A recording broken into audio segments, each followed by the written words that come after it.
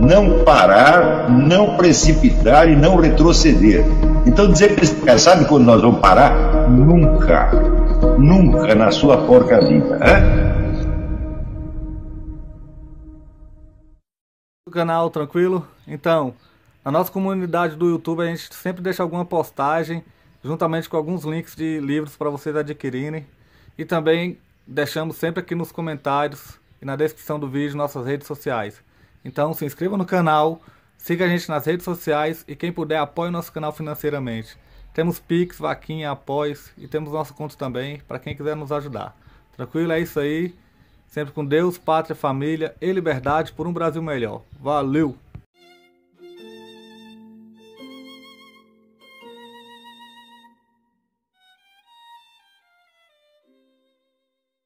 Não adianta você ter a maioria. Não adianta você ter um belo sistema de propaganda. Você precisa saber quem é quem. E, sobretudo, a quem você dá ouvidos. Quem são os seus conselheiros. Então, por exemplo, quando nós estávamos na Colômbia, teve a eleição na Colômbia, que era 2 candidatos, um era o tal do Mocos, que era um personagem ridículo, na verdade, era uma espécie de sparring, ele estava lá para apanhar, coitado. E tinha do outro lado o Juan Manuel Santos. E nós conhecemos um cidadão que era o principal assessor do Juan Manuel Santos, que era, como chamava o sujeito? Esqueci o nome dele. Ele não era nem colombiano. Não. Ramon, não sei o quê. Esqueci o nome do cara. Que ele não era nem colombiano, era venezuelano.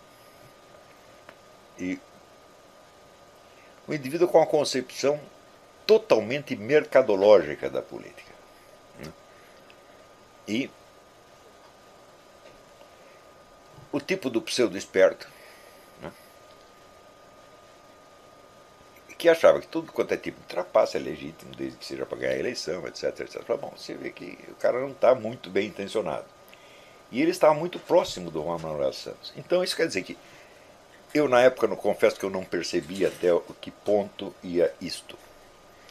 O Juan Manuel Santos se elegeu com o lema "No Más Farc", onde ele ia o pessoal gritava isso na rua.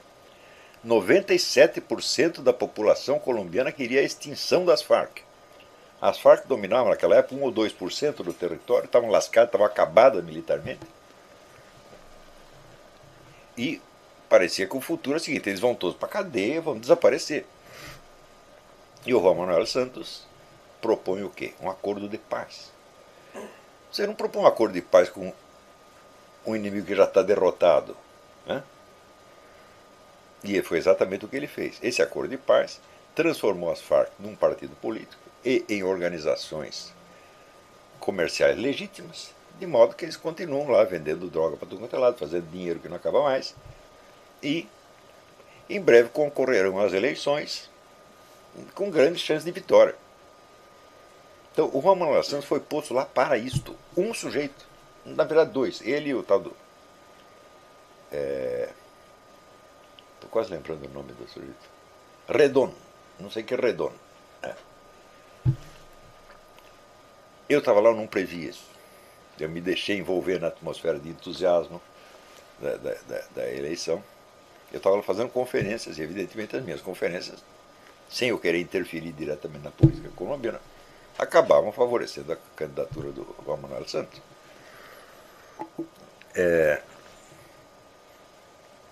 O ambiente que cercava o Santos não me pareceu ter uma única pessoa honesta. Então parecia ter bandido.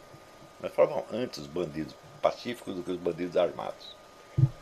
Análise errada, completamente errada.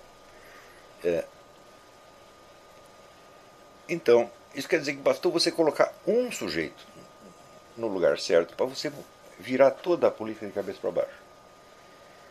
E no Brasil não tem ninguém pensando nisso. Isto quer dizer, quando vocês veem muita propaganda liberal conservadora, tá certo? Não liguem muito para o que está sendo dito. O sujeito pode falar, vamos aqui fazer o livre mercado, etc, etc. Você investigue quem está dando o aparato material para isso. Porque no fundo é só isso que interessa. qual é a companhia de informática que está por trás, qual é a agência de propaganda que está por trás. Estes são os que conduzem o processo, não são os líderes, né? Então, isso é critério número 1.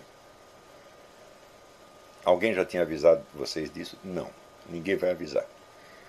Então, veja, os slogans lançados em público, os ideais lançados, eles são, claro que eles são uma parte do processo, mas eles não são a parte substantiva. Tá certo? E, para você saber quem está conduzindo o processo, você tem que perguntar que resultado produziu. E daí você conecta, junta os pontos de, olha, aqui está todo o processo e aqui está o resultado final. Não é isso?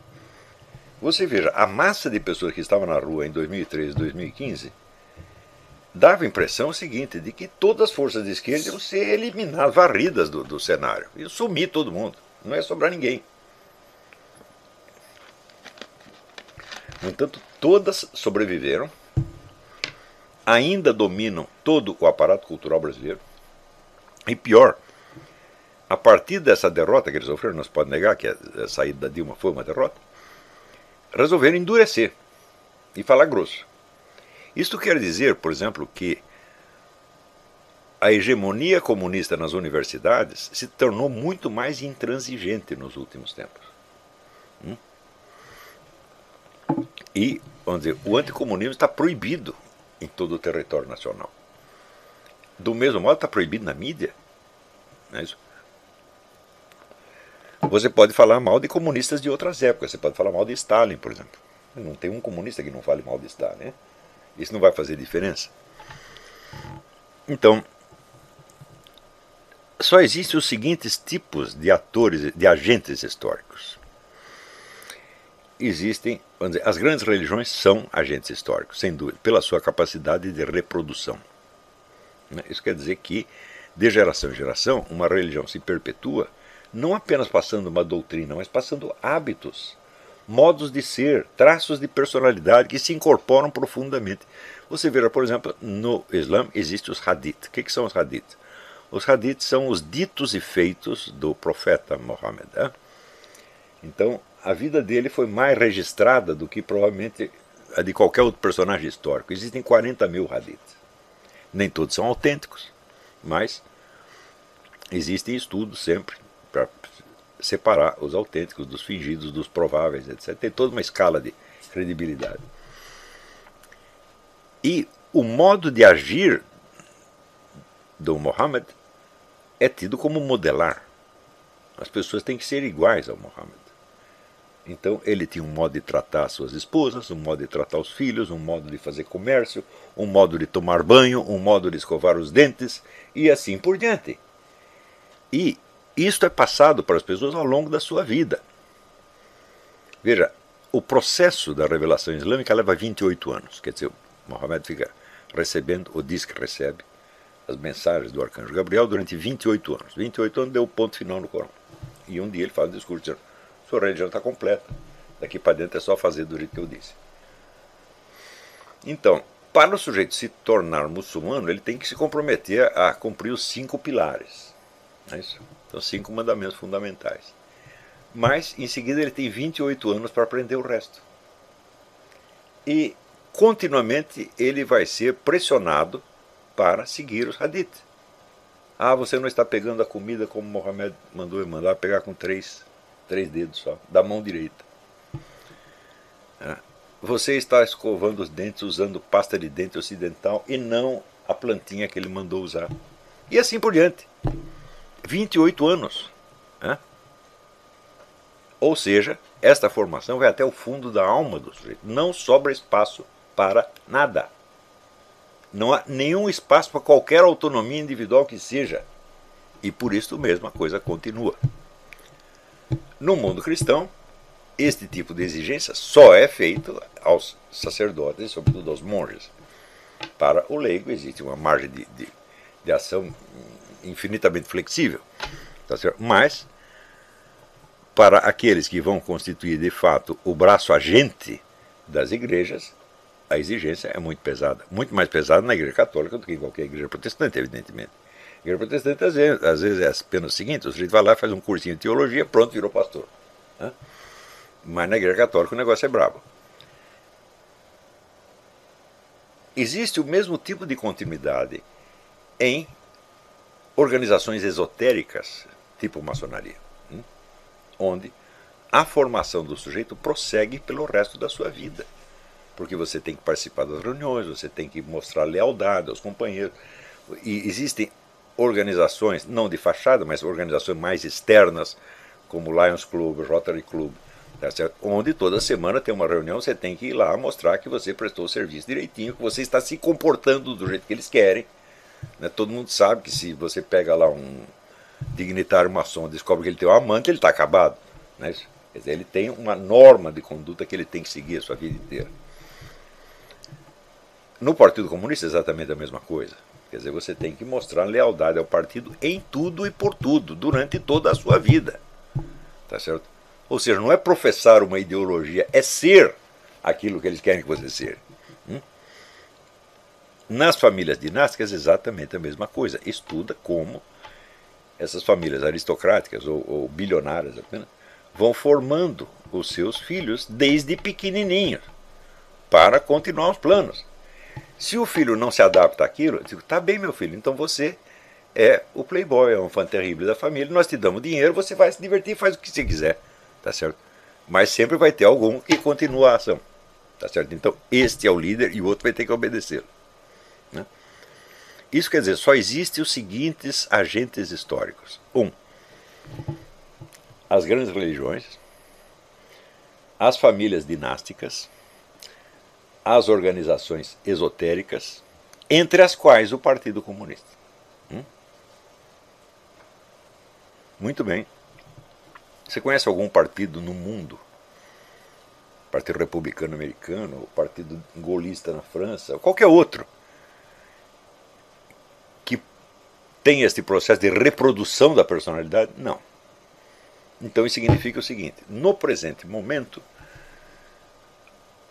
nós só temos um único agente no mundo, e este agente é o movimento comunista. Não há mais nenhum. Existem, é claro, as famílias dinásticas. Porém, alguém as persuadiu a mudar de lado. E hoje elas colaboram com o movimento comunista e com a invasão islâmica, etc, etc. Claro que estão zelando pelos seus interesses em primeiríssimo lugar, porque eles continuam como sempre. Mas elas descobriram que você entrar numa guerra ideológica com o comunismo não é vantagem.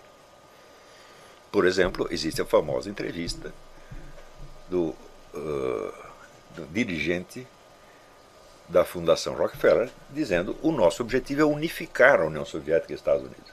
Isso aí que foi para mais de 30 anos atrás. Não é isso? E naquele momento havia grandes estudiosos trabalhando para esse fim. Existe um livro do Pitirim Sorokin, o grande sociólogo russo-americano, que é a Rússia e Estados Unidos, que é praticamente um estudo preparatório para esta unificação. Do mesmo modo que, se você pegar o livro do Arnold Toynbee, o estudo de história, é um estudo preparatório para a implantação do governo mundial. Não é uma obra de história, tá certo? É uma obra de estratégia. Quando ele diz que para você derrubar uma civilização, você precisa jogar contra ela um proletariado interno e um proletariado externo, você vê que isso às vezes aconteceu durante a história, mas isso passou a ser praticado contra o Império Britânico e os Estados Unidos. E nunca foi praticado contra nenhuma nação comunista. Então,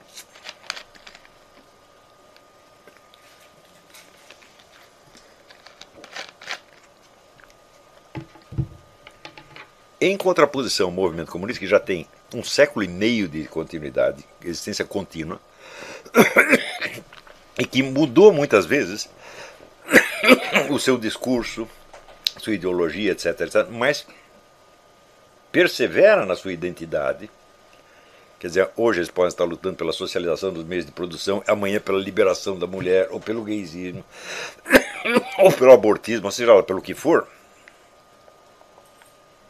os agentes são os mesmos e a concentração de poder é a mesma.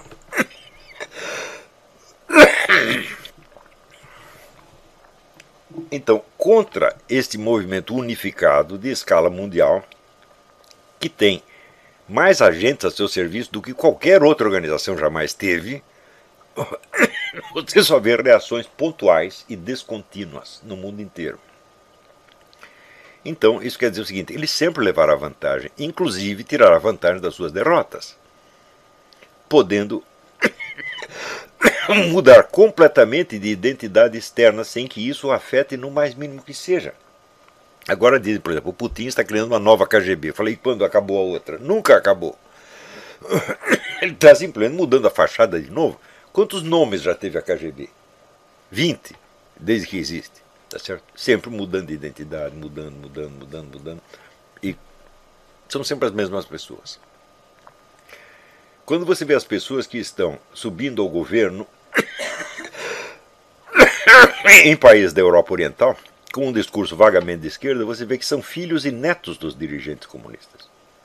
Ou seja, dentro do movimento comunista existe o princípio dinástico também. Então, quem quer que leve a sério, vamos dizer, uma luta anticomunista, tem que pensar nisso, meu Deus do céu. Se não existir uma organização deste tipo para contrapor o comunismo vai sempre vencer. Ele pode ter derrotas temporárias, quase todas elas causadas pelo fato de que a economia comunista é impossível. Então, a economia comunista é impossível, mas o movimento comunista não é. Jamais conseguiram criar uma economia comunista e jamais vão conseguir. Mas conseguem criar um poder comunista cada vez mais amplo, cada vez mais profundo, cada vez mais indestrutível, inclusive hoje. Se for preciso mudar a ideologia 180 graus, como o Putin está fazendo, eles o farão. Mas sem nenhum escrúpulo. Isto não é problema.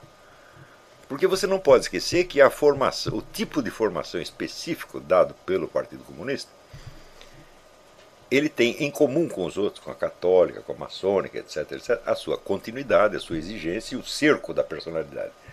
Mas tem algo mais que os outros não têm, que é a formação de psicopatas. De pessoas cuja moralidade obedece a um único princípio, a glória do partido. O partido se torna, vamos dizer, o supremo bem. E tudo que seja para favorecer o partido é bom, e tudo que é o contrário é mal. É só isto que existe.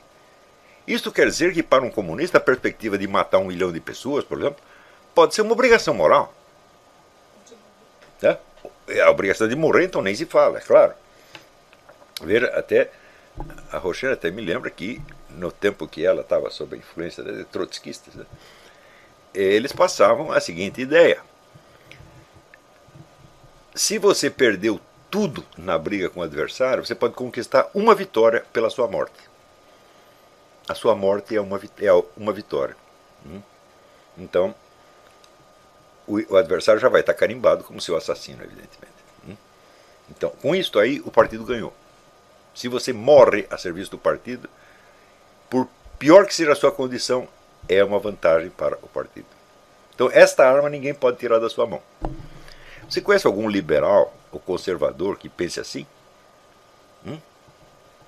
Se não der para fazer nada, tem uma coisa que eu posso fazer: eu morro. Mas os comunistas são todos educados para isso. Não é isso?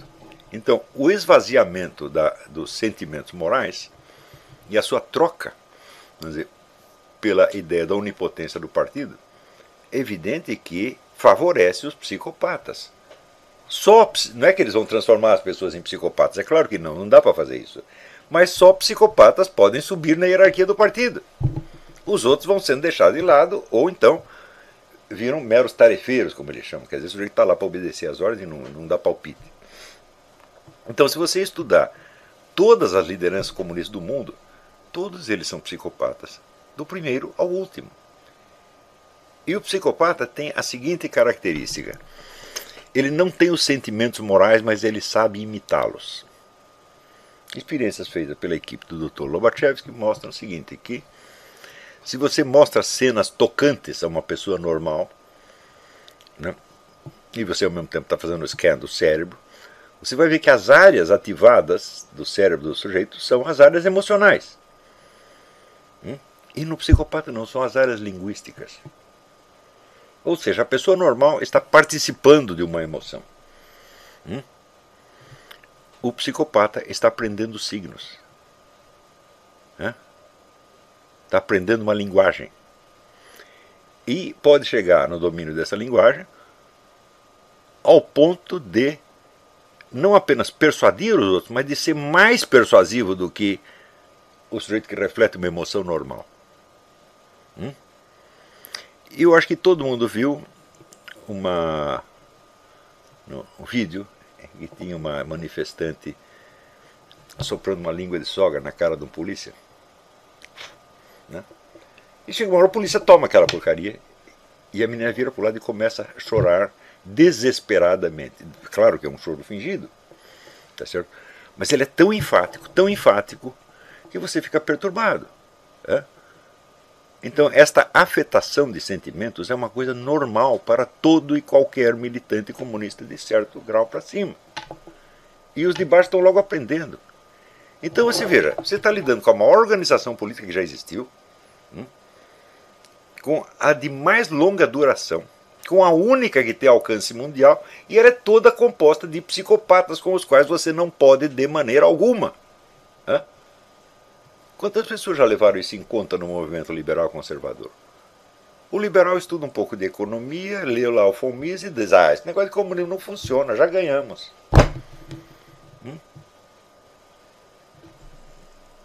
Então, é o seguinte, você está lidando, por um lado, com pessoas de uma malícia ilimitada, tá certo?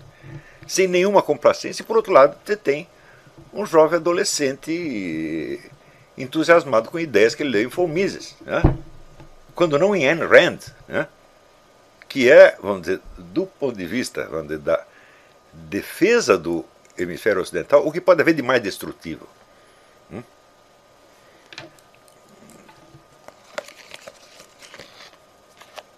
Então,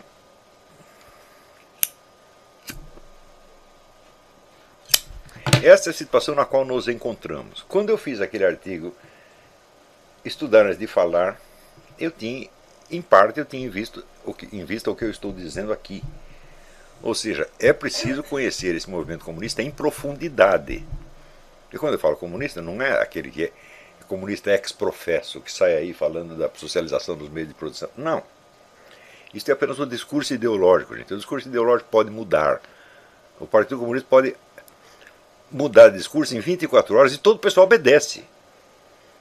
Então, por exemplo, até 1933, 34, o discurso comunista internacional era a destruição da burguesia e a implantação da propriedade pública dos meios de produção. De repente, muda 180 graus e diz: não, nós temos que cultuar os valores positivos da burguesia, a democracia, os direitos humanos, etc, etc. E com isso eles criaram o que eles chamavam na França o Front Popular. E um monte de conservadores, tá certo, que estavam, como é que se diz, angustiados já de ver o crescimento do movimento comunista, respiraram aliviados. Agora eles são nossos amigos. O governo americano abriu as portas do seu serviço secreto para a entrada maciça de comunistas. Então, a CIA já nasceu infiltrada de comunista até a goela. E, ao mesmo tempo, a propaganda internacional comunista atribui todos os males do mundo à ação da CIA. Eu digo: ora, peraí, quantos funcionários tem a CIA? Quantos agentes tem a CIA? Isso não dá para completar um comitê municipal do Partido Comunista, gente. Então, a KGB tinha 800 mil funcionários lá dentro da União Soviética. E mais toda a rede de partidos comunistas no mundo. Você não tinha uma única cidade do interior onde não tivesse pelo menos um agente do Partido Comunista. E qualquer militante comunista pode ser obrigado repentinamente a abandonar o trabalho usual do partido e passar para a clandestinidade para trabalhar diretamente para a KGB. Leiam o livro do Whittaker Chambers, Witness, onde ele foi um desses, assim como ele outros milhares. Então, para que ele entrasse para o serviço clandestino, ele recebeu ordens de romper publicamente com o partido, né? E daí passar a coletar informações para a KGB. Ora, coletar informações é, dentro do serviço de inteligência, é serviço de office boy. Quer dizer, 90% da atividade do serviço de inteligência, especialmente soviético, consiste no que eles chamam de medidas ativas, que é influenciar, né, as decisões de governo e a concepção do mundo inteira do adversário. 90%. Né? Ora, quando a Diana West publicou o livro American Betrayal, mostrando que a penetração comunista no OSS e na CIA já não era mais uma infiltração, mas era uma ocupação,